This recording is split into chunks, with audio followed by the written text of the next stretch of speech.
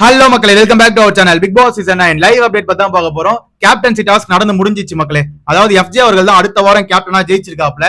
ஆனா இந்த இடத்துல முக்கியமா கானா வினோத்துக்கு கிரெடிட்ஸ் கொடுத்தே ஆகணும். ஏன்னா வேற லெவல்ல கேம் ஆனாப்ல. உண்மையிலே ஹேட்ஸ் ஆஃப். இந்த ஏஜ்ல இந்த கேம் ஆடுறது ரொம்பவே கஷ்டம். பட் ஆனா கடைசி வரைக்கும் நின்னாப்ல. அதாவது கானா வினோத் தொங்கிட்டே வேற நின்னுந்தாரு. அந்த வால்ல தொங்கிட்டு பிக் பாஸ் சொல்லுங்க, பிக் பாஸ் முடிஞ்சிச்சா இல்லையா, இது ஃபவுல்ன்றாங்க எல்லாருமே அப்படின்ற மாதிரி அங்க பிக் பாஸ் கிட்ட பேச வந்து பார்க்க முடிஞ்சது.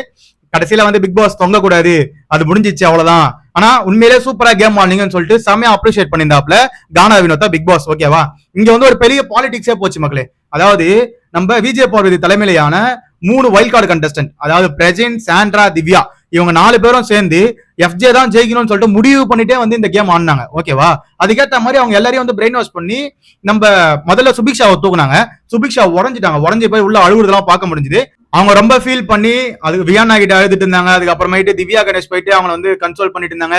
இந்த மாதிரி நிறைய விஷயங்கள் நடந்ததை பார்க்க முடிஞ்சது லைவ்ல. நெக்ஸ்ட் நம்ம எஃப்ஜேவை விக்கல் சிக்ரம் 4 வாட்டியுமே அந்த குச்சியை வந்து புடுங்கினாப்ல. விக்கல் சிக்ரம் மட்டும் தான் அதிகமா வந்து இந்த மாதிரி எஃப்ஜேவை வந்து டார்கெட் பண்ணது. வேற யாருமே எஃப்ஜே கிட்டே போல. ஓகேவா, எல்லாரும் வந்து சபரியை டார்கெட் பண்ணாங்க. அதுக்கப்புறமேட்டு சுபிக்ஷாவை டார்கெட் பண்ணாங்க. அதுக்கப்புறமேட்டு கானா வினோத், இவங்க 2 பேருமே கீழே இறங்கிட்டாங்க. அதுக்கப்புறம் கானா வினோத்தும் எஃப்ஜேவும் இருக்கும்போது கானா வினோத்து எல்லாரும் போறவங்களா கானா வினோத்தை புடுங்க ஆரம்பிச்சாங்க. இருந்தாலும் அந்த மனுஷன் கடைசி வரைக்கும் நின்னாப்ல. ஆனா அவருக்கு கால் வலிச்சது அங்கேயே சொல்லியிருந்தாரு. பட் இருந்தாலும் வேற லெவல் ஆடினாரு. கடைசியில எஃப்ஜே ஜெயிஸ்டாப்ல. இதுதான் நடந்தது மக்களே. ஆனா இந்த குரூப்பிசம் ஒன்று இருக்கு பாத்தீங்களா, டாக்ஸிக் லெவல் குரூப்பிசம். இந்த 4 பேர் விஜய் பார்வதி, சாண்ட்ரா, பிரஜன், திவ்யா, இவங்க வந்து உள்ள வரும்போது இந்த குரூப்பிசம் இந்த வீட்டுல இருக்கு, அதை வந்து நான் உடைக்க போறேன் அப்படின்னு சொல்லிட்டு இந்த வந்த வைல்ட் கார்டு கண்டஸ்டன்ட் எல்லாம் சொன்னாங்க. ஆனா இவங்க வந்து இவங்களே ஒரு பெரிய டாக்ஸிக்கான ஒரு குரூப்பிசம் வந்து ஓபன் பண்ணிருக்காங்க. இவங்க எப்படி பண்றாங்கன்னா, மத்த குரூப்லாம் வந்து மறைமுகமா அடிச்சாங்கன்னா இவங்க ஓப்பனாவே அடிக்கிறாங்க. நான் இவங்களை தான் அடிக்க போறேன்னு சொல்லிட்டு அடிக்கிறாங்க. நான் நாமினேஷன் இவங்க தான் பண்ண போறேன்னு சொல்லிட்டு நாமினேஷன்ல போய் இவங்களுக்குள்ள ஆளை பிரிச்சுறாங்க. நான் இவங்களை நாமினேட் பண்றேன், நீ இவங்களை நாமினேட் பண்ண, அப்பதான் நாமினேஷன்ல வருவாங்கன்னு சொல்லிட்டு நாமினேஷன் டிஸ்கஸ் பண்ண உடனே ஒரு ரூலே இருக்கு, அதை இவங்க ஃபாலோ பண்ணல. நெக்ஸ்ட் ஒஸ்ட் பெஸ்ட் சூஸ் பண்றதுலயும் இவங்கலாம் வந்து ஒஸ்ட்ல சூஸ் பண்ணி இவங்கலாம் உள்ள போடணும் அப்படின்னு சொல்லிட்டு கனியை வந்து உள்ளேயே போட்டாங்க. ஓகேவா, இந்த மாதிரி நிறைய விஷயங்கள் இந்த 4 பேர் எடுக்கிற முடிவால தான் வந்து இந்த வீட்டுல பெரிய பிரச்சனையா இருக்கு. இதுல முக்கியமான விஷயம் என்னன்னா, சாண்ட்ராவும் திவ்யா கணேஷும் இந்த கேங்கை விட்டு முதல்ல விஜய் பார்வதி தலைமையிலான கேங்கை விட்டு வெளியே போயிட்டாங்கன்னா இவங்க கேம் வேற லெவல்ல இருக்கும். சாண்ட்ரா முதல் வாரம் வந்த உடனே ஒரு கேம் ஆனாங்க பாத்தீங்களா, அதுதான் கேம். அந்த மாதிரி ஆடணும். தனித்தனியா இண்டிவிஜுவலா உங்களுக்கு இருக்க திறமையை காமிக்கணுமே தவிர இந்த மாதிரி குரூப்பா கேங்க சேர்த்துட்டு ஒரு மாதிரி ஆடிங் பத்தியா, அது வந்து பிடிக்கவே இல்லை, நல்லாவே இல்லை அதை பாக்குறதுக்கு. அதனால நீங்க தனியா வந்து கேம் ஆடுங்கன்ற. ஆனா இங்க பிரஜனை நான் முக்கியமா வந்து மென்ஷன் பண்ணி சொல்லி ஆகணும். பிரஜன் உள்ள வரும்போது வேற லெவல்ல கேம் ஆடுவாரு நான் கூட நினைச்சேன். பட் ஆனா அவரோட கேம் எப்படி தெரியுமா இருக்கு, பேப்பர் ரோடின்னு ஒன்று சொல்லுவாங்களே, அந்த மாதிரி ஒரு ப்ரொஜெக்ட் ஆயிட்டார் வெளியே. பேப்பர் ரவுடி மாதிரி தான், நானும் ரவுடி தான் சொல்லி சுத்திட்டு இருக்காரு தவிர வேற ஒண்ணுமே கிடையாது. அவர்கிட்ட ஒரு கண்டென்ட்டும் இல்ல.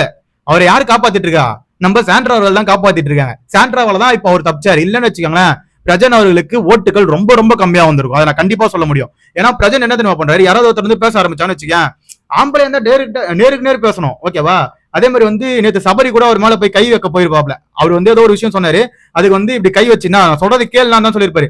மேலெல்லாம் கை வைக்காது அவ்வளவுதான் அப்படின்ற மாதிரி சொல்லிட்டு சரி உடனே சபரி போகும்போது என்ன பயந்து போற அப்படின்ற மாதிரி சொல்றாரு.